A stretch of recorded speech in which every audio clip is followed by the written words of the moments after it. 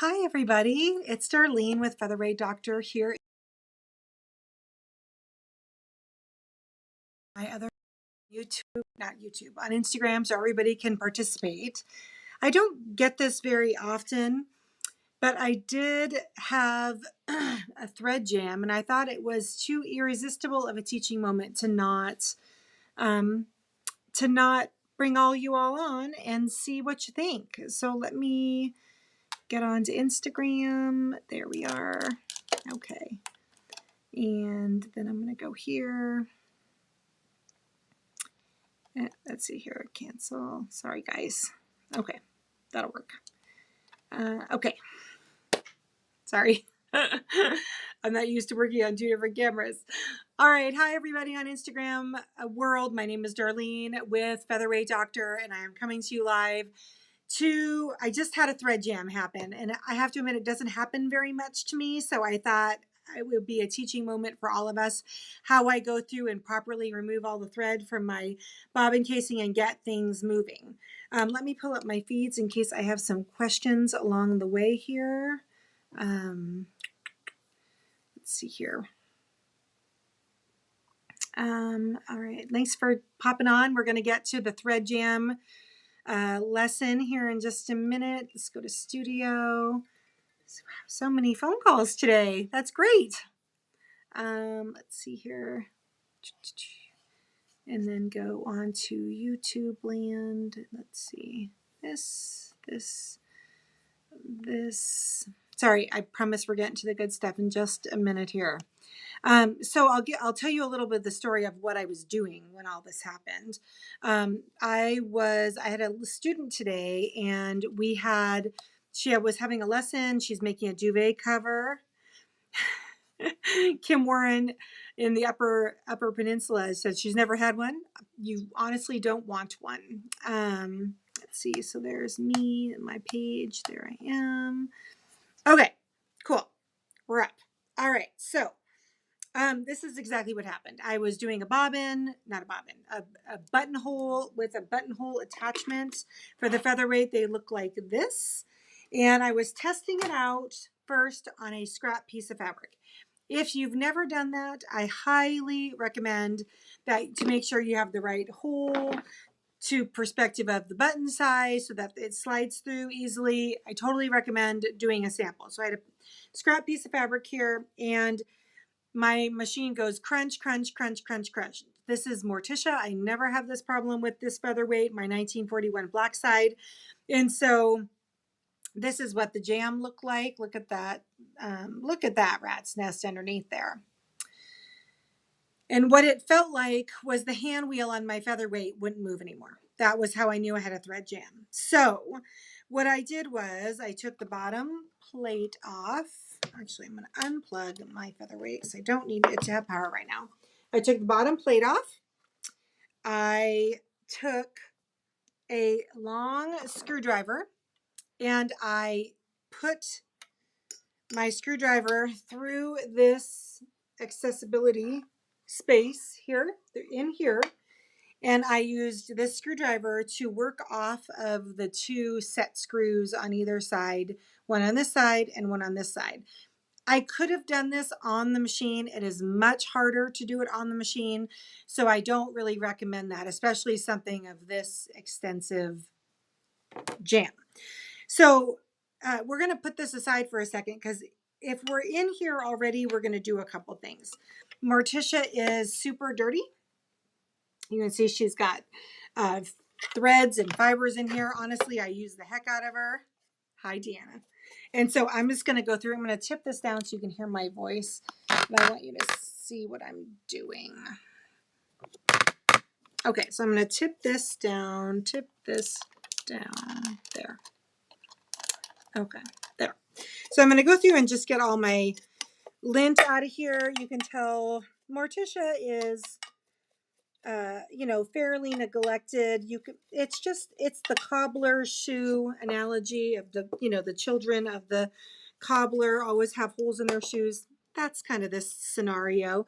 So while I'm all open, I'm going to go ahead and just dust all this out anyway. Might as well make sure that thread didn't get stuck anywhere else it shouldn't. All right, I'm feeling pretty confident that Morticia is cleaned out. All right, so now let's go to the main offending problem here. And I'm just gonna tip this down for my Instagram users. Okay, so this hunk of thread is jammed between this plate and the back of the casing. And there's really no other way. There is a tool that you can jam into the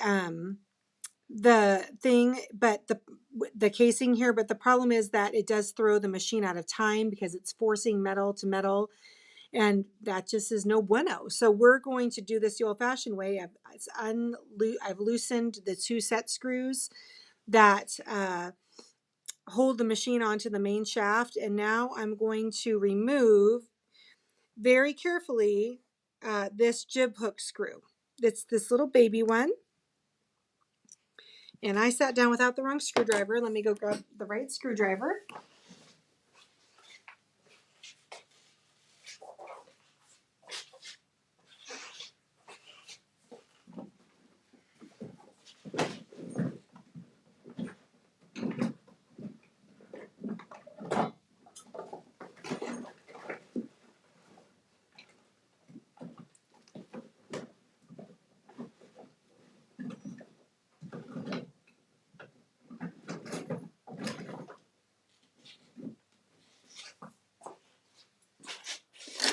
Found it.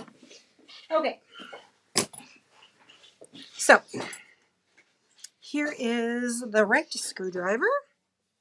Sleeves are in the way. Okay.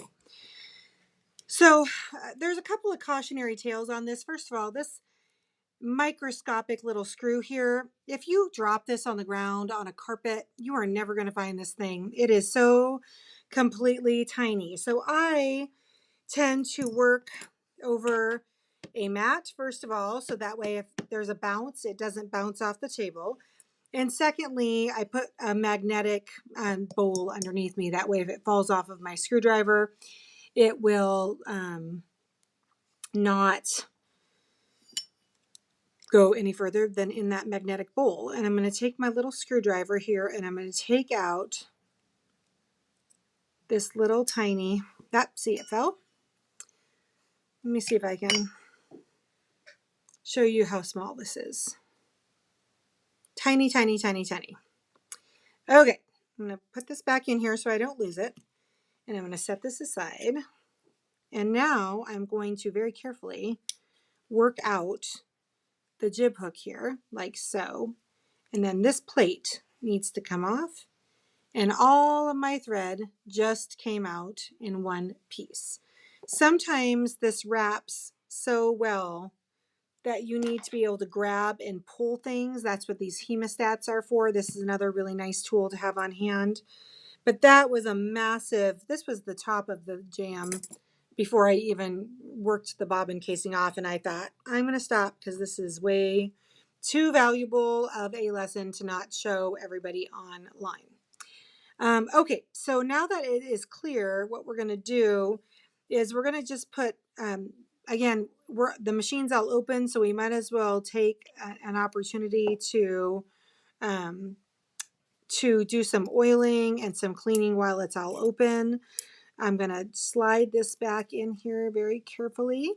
Now, it's important that you make sure while the plate is now reseated properly and you squeeze your jib hook closed, that you do not have any kind of a hitch in the way that your rotation is happening. So you can feel free to kind of spin around. You want to make sure that it's a nice free flowing movement and nothing feels like it's catching. You could have put a burr in here. Mine feels really nice. So I'm going to put this down and then I'm going to take this little baby screw and I'm going to sit it on the end of my screwdriver, which is magnetic, which is super nice. And then I'm just going to reseat it back in its place. Okay, if anybody has any questions here too, feel free to ask away. Okay, so now that's seated. And again, I want to make sure that when it's clamped down that I still don't have any kind of a hitch there. I am going to give it one more drop of oil here on the gear. The little slits kind of looks like a jack-o'-lantern smile, and I'm going to roll this around again. All right, so here's the big deal with putting it back on. It's easy to take it off, but it's not as easy to put it back on, and it's very important that it goes on in a specific way. If you have the bottom of your machine in front of you, you can see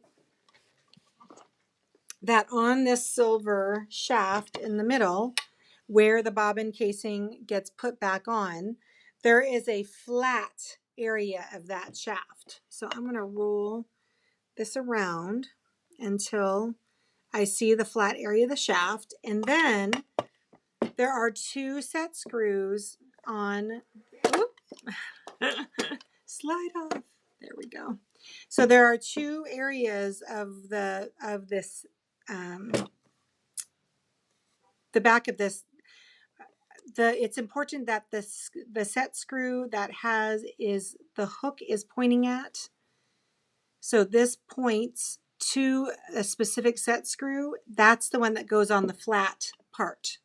So the hook points at the screw that seats on the flat part. All right, I am going to pop over and put this back on real quick. See if I can move Instagram around like so. Okay. All right, so I'm going to find my flat spot. I'm going to find the screw, the set screw that the hook was pointing at, and then I'm going to slide this on. Don't slap it down really tight because it has a tolerance, and you want to make sure that your tolerance is not so tight that it won't free spin. Ask me how I know that.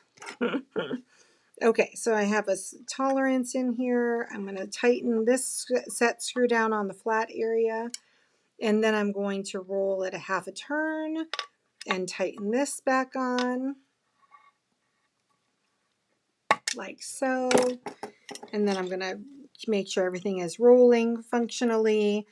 Okay, with that, I'm then going to put my bottom cover back on because I had removed it for access.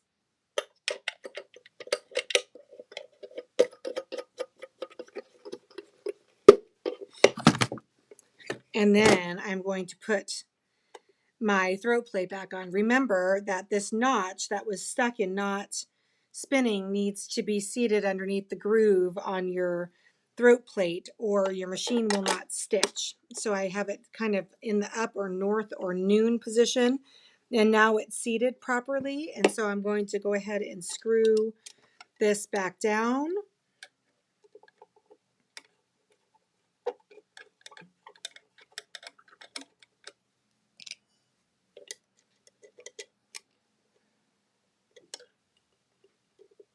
Okay.